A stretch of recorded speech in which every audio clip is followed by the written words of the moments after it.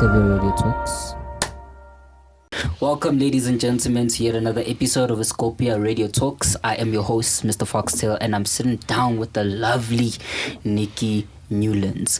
Now, before we start, those that do not know you, please just make a quick intro. Who is Nikki Newlands? Where are you from, and what is it that you do? Thank you so much for the beautiful intro, firstly. Nikki Newlands is a Durban girl, you know, born and bred, raised. That's actually where my name, Nikki Newlands, comes from. I'm from Newlands East in Durban, KwaZulu-Natal. You know. I'm just a lover of music. I'm a creative. That's who I am. I'm a full-round creative, you know. Jack of all trades, design, fashion, music, And it's just so sad that I feel like I only found that passion later on in my life. But my life literally revolves around the arts right now, the arts and music, and then that's who I am. Basically, okay. Now you spoke about coming from Natal. Yes. Now, I just want to know. Please just give us a brief or kind of perspective of how your childhood was like, and how has that also impacted your career choices. You know, my childhood, you know, I never saw, from where I come from, I never knew any artists or any singers or DJs or, you know, my parents never really had much, you know. My mom tried her best to give me what she could.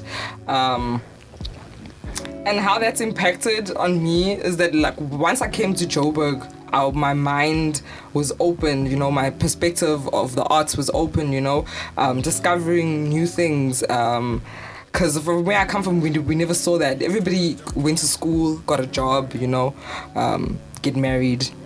You know, all that stuff. Yeah, then have kids. It's a system, man. It is a system. And so it's only when I got here to Johannesburg that I realized there's so much out there, you know. The world is so big. People are really doing beautiful, amazing things, you know.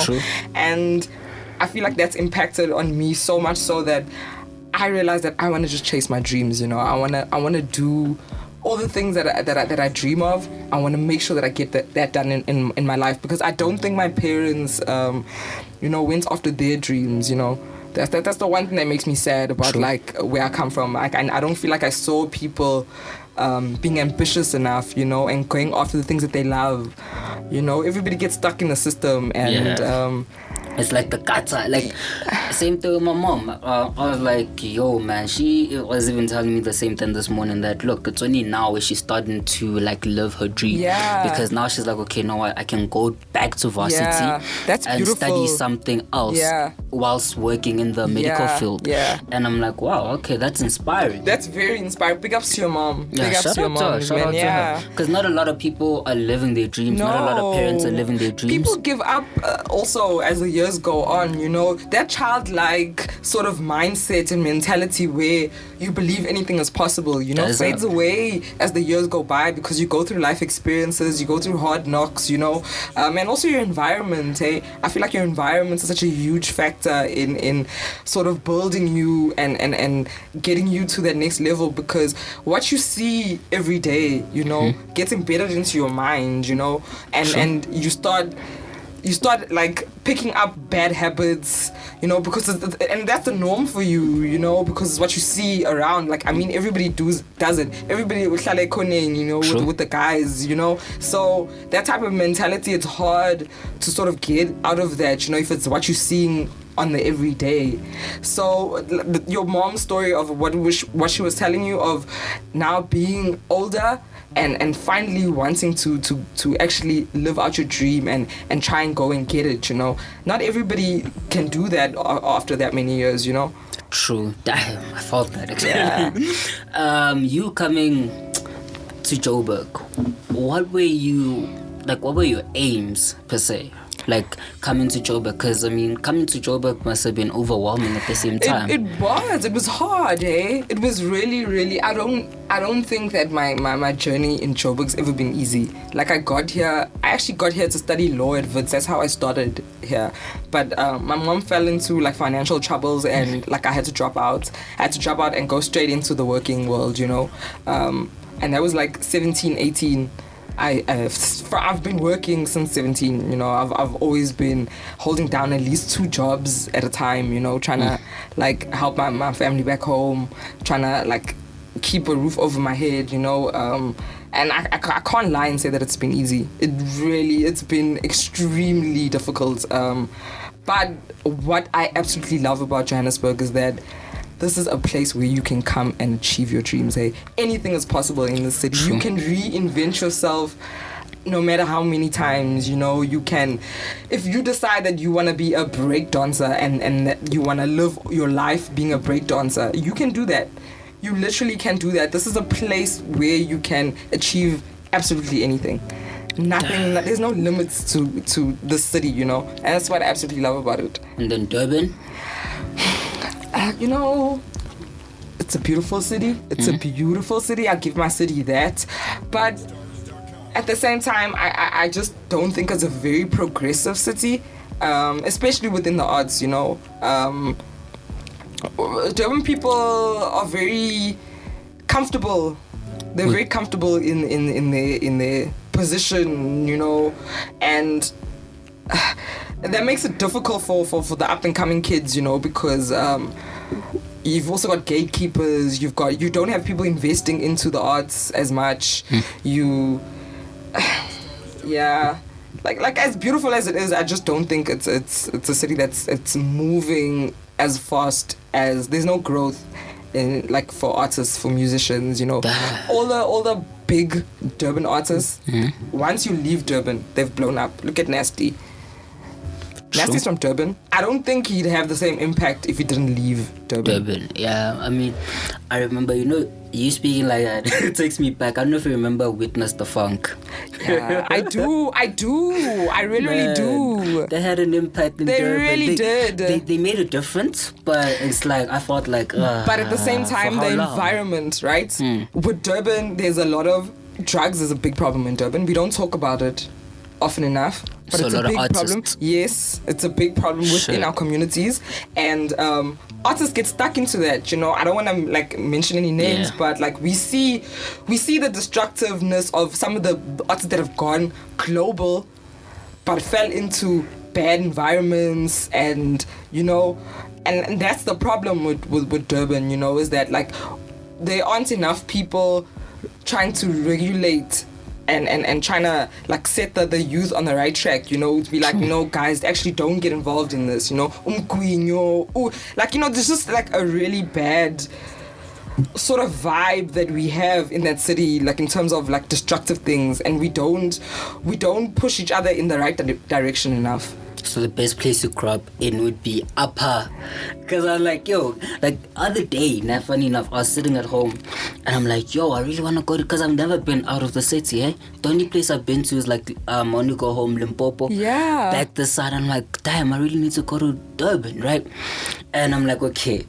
A lot of homies have been like, Durban is dangerous. So I'm like, okay, you know what? I want to see this place, and then I want to also explore neighboring neighborhoods around there. Yeah. A lot of people are like, yo, bro, if you want to really explore that environment, KZN, go to Umhlanga. But I'm like, dude, are you going to pay That's me? such a bougie. Are you going to pay me? No, listen, Durban's not like, I mean, it's as dangerous as any place is. I mean, South Africa is not the safest place, you know, but you've got to be a little bit street smart. You've got to be like, you know, wise. Otherwise, you will get taken advantage of. But yeah, definitely, I would definitely advise you, book a bus, you and a friend, you know, go find a place in South Beach. Durban is beautiful, you know, it's also very affordable to party there, because transportation in our city, especially in the South Beach region, South Beach, North Beach, it's 24 hours. It's taxis 5 rand to get from South Beach to town. And it's also a jam inside the taxi, because our taxis are clubs, eh? But 5 rand? Yeah, 5 rand. Even post-lockdown?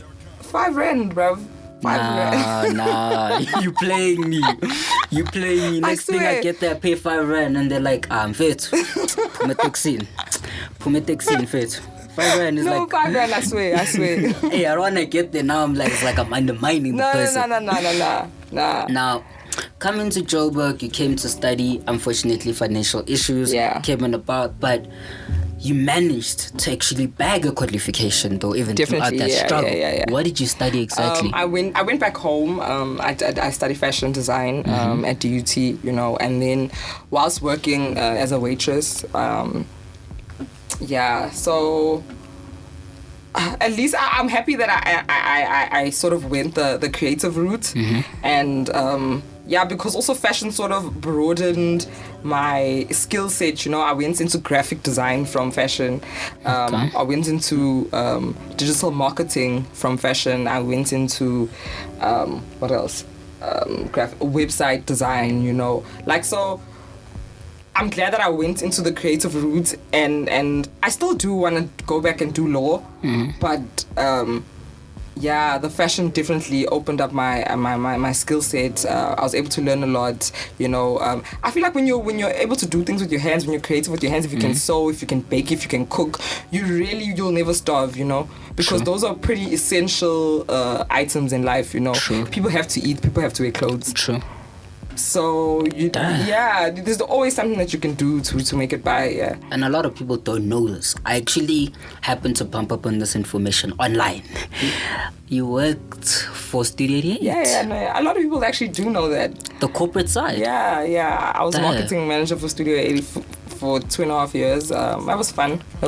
What? Yeah. How was the experience working with major brands? Great. It was amazing. Absolutely amazing experience. I got to learn a lot, especially about the South African consumer, South African market, about building a brand, about just elevating, because also Studio has a really incredible story, you know. It's got so much culture. People have a lot of great memories from Studio, you know. Some of them bought their first sneakers there, you know. Their dads taking their kids to buy, you know, first. It's a lot of first memories for black people, so to speak, because that's the core customer base.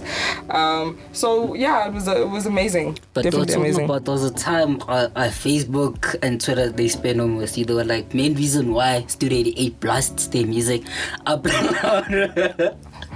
They're like, they don't want you to hear that, hey man, they're manufacturing. I'm just playing, man. No comment. No comments. I'm just playing. But on a serious note though, you spoke about also building a brand. Yeah. You managed to also, aside of corporate workflow, you managed to also build a brand of your own where you are a full-time DJ, right? How did you go on about with DJing actually? Like, when did you start DJing, and who are the people that actually assisted you with entering the industry? I wish I had started it earlier in my life, but as I said, where I come from, that wasn't something that I saw every day. You know, I wasn't exposed to people in the arts, people that were creatives. But I discovered DJing whilst I was a waitress in Durban. You know, I've waitressed at so many clubs. You know, I waitressed at a club called Vakamata whilst I was studying fashion design, and I would see people like DJ Switch coming and DJing, you know, DJ Dimples, DJ Milkshake, and I'm like, no man, damn, this is cool. These guys are cool, man, you know. I loved how they made people so happy through music, you know, and I wanted to do that. But the only issue I had was I felt like people weren't playing the new music, you know, and trap was coming into around 2013, 2014, you know, trap was building, like the wave, or the new trap wave was coming in, like Bugatti. I woke up in a new, you know, like the clubs were going crazy with that type of stuff, and I was just like, no man, this is what I want to do. I want to play trap in the club. And it took me quite a while. Then finally in 2016, I decided, you know what, let me go to DJ school. So I went to DJ Pioneer Academy here in Johannesburg, and I did a 3-month DJ course. I actually played house in the beginning. I never like learned how to play hip hop. Hip hop was a journey. Like, I discovered those skill sets on the way, you know. And it was difficult. I sucked. So 3 months. A course for 3 months. Like, it's I rare. wasn't the greatest DJ when I was done with that course, no lie, because it really took me some time to get comfortable on the decks, on the DJing is not that easy. Hey, I feel like people just really see you just pressing buttons. It's really not that easy yet. No, especially hip hop. Hip hop was a little bit difficult because there were a lot of things that I didn't understand. And it's very different to DJing house, you know. Okay. With house, sometimes there's no vocals. It can just be an instrumental. True. So you're just mixing instrumental and instrumental. True. Now hip hop, you've got the ooh, ah, eh, you know, coming at each and every point in the song, and you've got to learn how to mix so that it sounds pleasing to the ear with all the. So you've got to know your music well. Yeah, you've got to it's been a journey, but it's been extremely fun. And how long does it take you to actually even create a playlist or a set for events? How long does it take you? How can I put it? What inspires your sets? I definitely am inspired by the people in the crowd, you know. Like my sets are very based on who is there at the time that I'm playing, you know. If I get to a place and I see there's predominantly ladies, I'm gonna play something for the ladies, you know. I want the ladies to dance. Okay. But sometimes I get to a place and I'll go you know. then that's when I know I can trap it out.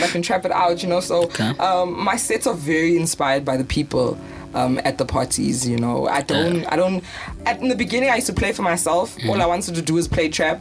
Now I'm not that selfish anymore, you know. I want people to dance and I want people to have a good time.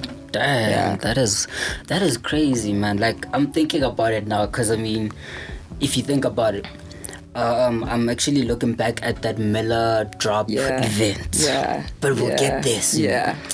Because I mean, one other thing about it is like it's very difficult for a DJ to even say, how can I put it, charge maybe 30k, 40k, 45 grand.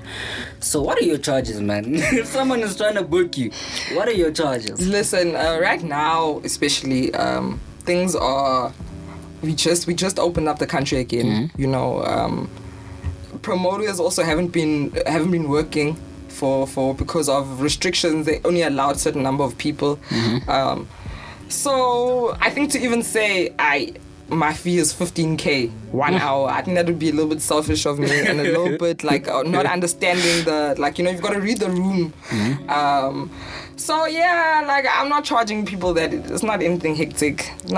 So not 15 grand though. Nah. I'm not there yet, but soon we will we're getting there. Yeah, look out for that, definitely. So what opportunities though has your career brought for you?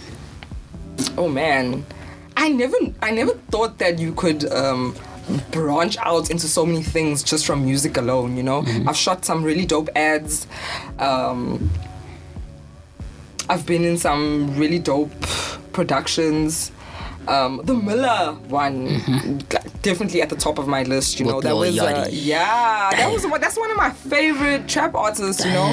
So to have been on the same lineup as him, you know, that was absolutely mind-blowing for me. I never thought that a girl from Durban, you know, could come into the game, and in just like 2 to 3 years, you know, I never thought I'd be on such lineups. So, but Elimpopo, we say little yachi, like a Chinese yachi. He's dope, man. He is dope. Yeah. But with every opportunity, I'm pretty sure there's difficulties. What are 1 or maybe 5 difficulties that you have faced when trying to establish your brand mainstream? You know, not having a support system, I think for me is like one of the biggest difficulties, you know. Like, I'm in Joburg all alone. My family's really far, and they don't really have the tools to assist me as much as they'd like to, you know. So like, I'm sort of a big help to my family, you know, and that's a lot of weight to carry on your shoulders, you know, especially when you're trying to build a brand, you're trying to grow, because in the early stages of brand building, there's a lot of your money that you have to invest back into your brand, you know, and without proper support structure, you know, things don't move as fast. However, I do think I'm very supported by the community in Johannesburg. Like, we've got some really, you know, like, life, yes, isn't easy and everything, but we've got some really good people in the streets, you know. Some people that are really trying to see me win, you know, and would do just absolutely anything so that I could get to my dream, you know. And shout out to them. Yeah, shout out to them. I'm very blessed. I'm very grateful, you know. I had lost my headphones at a gig, right? Damn it. And one of my followers had these amazing Sony headphones, and he's like, and hit me up, he DM'd me, and he's like, yo, listen, I've got like these Sony headphones and I don't use them or whatever. I really like to give them to you, you know. So he had them sent to my house the next day. Damn. I'd never met this person, hey. I don't know this person. I'd never met them. They had just been following me for some time, and they really believed in me so much that they were like, you know what, girl, this is my gift to you. I want to see you win, you know. Sent me a power bank. Like, he was like, I want you to always be okay at your sets, you know. Damn. Like, that for me was so like moving, you know, because I'm like, you don't know me, you've never met me, but you believe in what I'm trying to do so much that you're willing to sacrifice a bit of yourself for me, you know. Nah, please bless me also. Bless me also. But I mean, now you spoke about lockdown, how it's limited the way artists move. Yeah. How has it financially impacted you? And what are the most valuable financial lessons that you have learned pre level 1, but during lockdown? You know, I don't know if I've learned the lessons, because I feel like it's still a work in progress. I'm trying to teach myself to be better with finances. I don't think that's something that I learned also from where I come from. My parents never taught me to be financially smart. They never taught me about saving. They never taught me to be financially savvy. So there's a lot of things that I've had to unlearn when it comes to money, and I'm trying to be better. I'm not there yet. I'm not at that place where I'd like to be financially, but I am definitely trying to be better with my money, because being an independent artist, and like I make right now, I am freelancing as well. I freelance and I'm DJing full time. So with the inconsistency of lockdown, like, you know, some months we were total shutdown, no parties at all, no gigs at all, and that means a lack of income, you know, because the alcohol brands were stop budget, you know, because besides just gigging, we also make a lot of our money from doing promos and you know, partnering with alcohol brands and whatever. And when they were affected, it affected us too. Like, it affected us it was hard on a lot of artists, you know. And I mean, we're using our savings, you know, just to get by and whatever. But the problem now is when you're using up your savings and money is no longer coming in. Shoot, you're bankrupt. You are planning yourself for bankruptcy. Fuck, bro. So, for the fact that we're still here today, and I'm still gigging, and like, you know, there's definitely hope. Things are looking up, and we're definitely blessed. I can't see it any other way. No, we saw it with a lot of artists and stuff like that, you know. It's surprising, it's shocking, but what about 5FM? And we don't get paid from, like, you know, I do. People see a lot of like they see a lot of, I want to call it like sort of PR stuff, and because you're doing that stuff to solidify and amplify your brand, you know. But not everything comes with the check, eh? Makes sense. Yeah, like I've just got a 94.7 residency every Tuesday. That doesn't come with that. Yeah, shout out to them. Beautiful, you know, for putting women on like that. But that doesn't come with a check. Yeah. 5FM residency doesn't come with a check. You know, when people see me on radio, if they see me on TV, you know, sometimes you're just doing it to make your brand bigger, you know, and to put yourself out there. Doesn't mean you're getting paid for it, you know. That's what I'm saying, to invest in your brand, like it takes a lot, you know. So as an artist, you really, really need a good support structure. Damn. Yeah. So where do you see yourself though in the next 5 years? I mean, right now, let's shove pandemic. Yeah. Pandemic one side, yes. Where do you see yourself in the next 5 years? Where do I see myself? Firstly, like, I'm not just gonna stay a DJ. like I'm definitely trying to be an all-around artist, you know. I see myself dropping a lot of music. I see myself collaborating. I see myself touring Africa, the world, you know. Sure. Yeah, I don't want to give away too much, but like, you guys are going to meet a different side to me really, really soon. I've got an alter ego coming out. Shoot. Yeah, that's going to be really, really exciting. Something really different. The game, right? I feel like the game needs some excitement, needs some change, needs some innovation, new ideas, fresh ideas, you know, and that's what I wanna bring to the game, you know. I know things, sometimes I feel like things are happening really, really slowly, but that's also contributing to the lockdown. However, there is progress, you know. There has been like some great progress. I've worked with some amazing artists putting my EP together as well. Okay. Hoping to drop that really soon. Sure. I'll be just more studio, more working, collaborations, you know. Also wanting to be more business savvy, you know. Want to have my own agency. And not just stick to music and just venture out into maybe tech. You know, you just reminded me, I was watching an interview with Bryson Tiller regarding his anniversary deluxe.